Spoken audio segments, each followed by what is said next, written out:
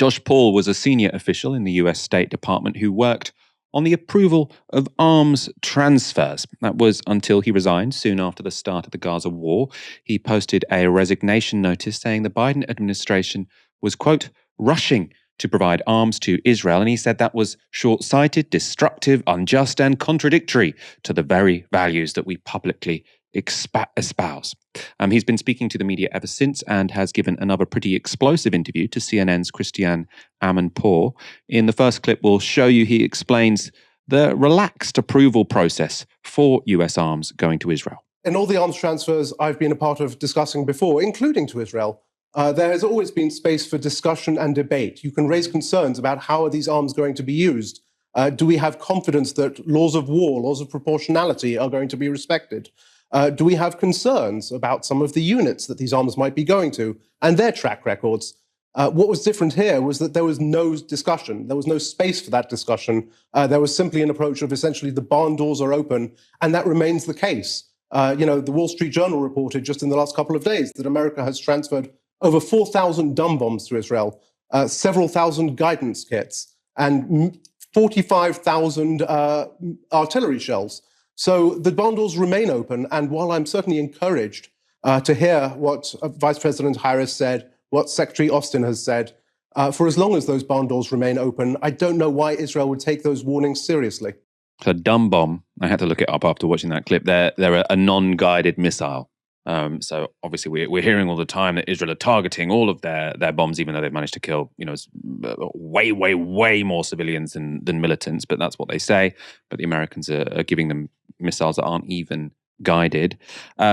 He's suggesting, yes, it's fine that Kamala Harris and the Defense Secretary have come out and sort of said, "Oh, Israel, we would like you to follow humanitarian law, please." But he's saying, what's the point in saying that if you are unconditionally sending them all the weapons they need to carry out, the pretty brutal genocidal, potentially, war they are overseeing in Gaza.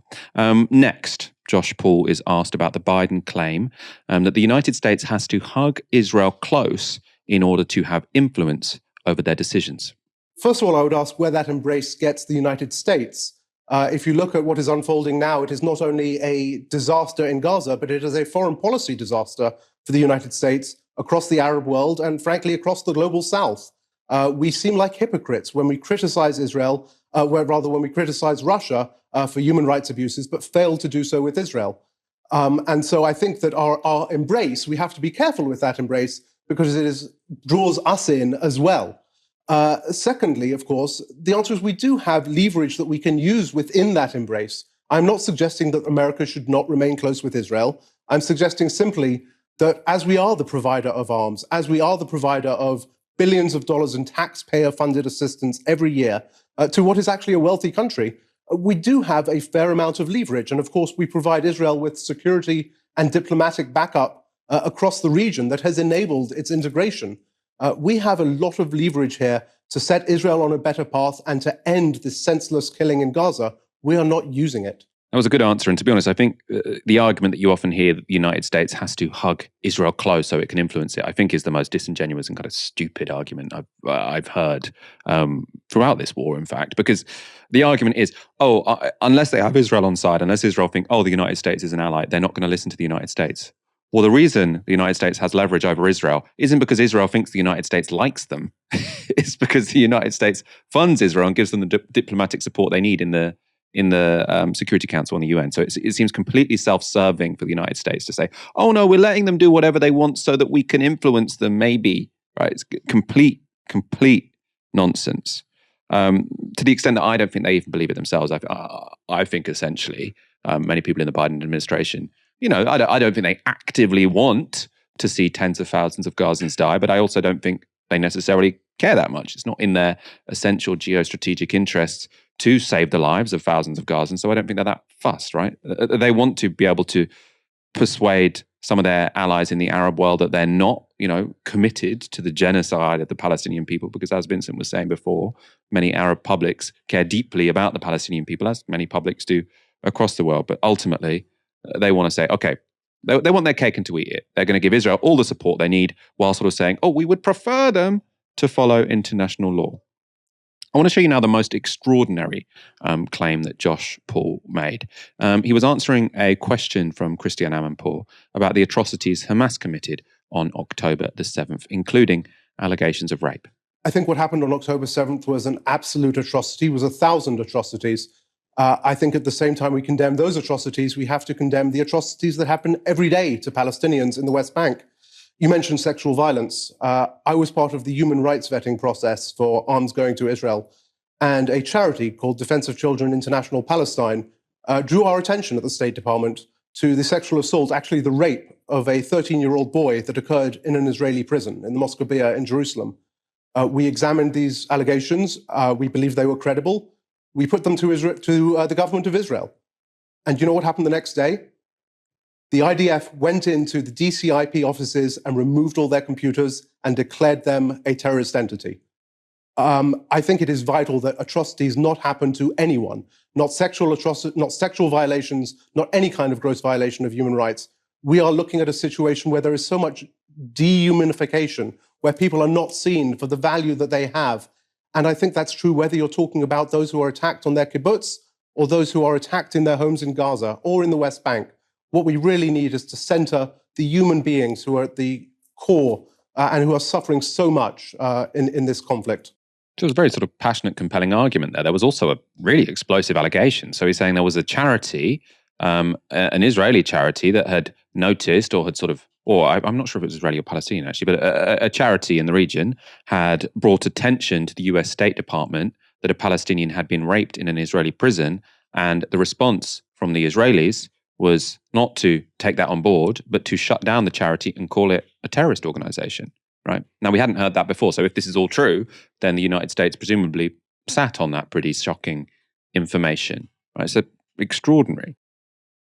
Vincent, I suppose your comment potentially on the allegation that was made there, but also what I want to hear from you. So Josh Paul was sort of suggesting not only does it show the US to be hypocritical, but it's potentially against their national interest to hug Israel so close, because countries in the global south will see that they're hypocrites and potentially, be less likely to line up behind them when it comes to conflicts such as Russia, Ukraine.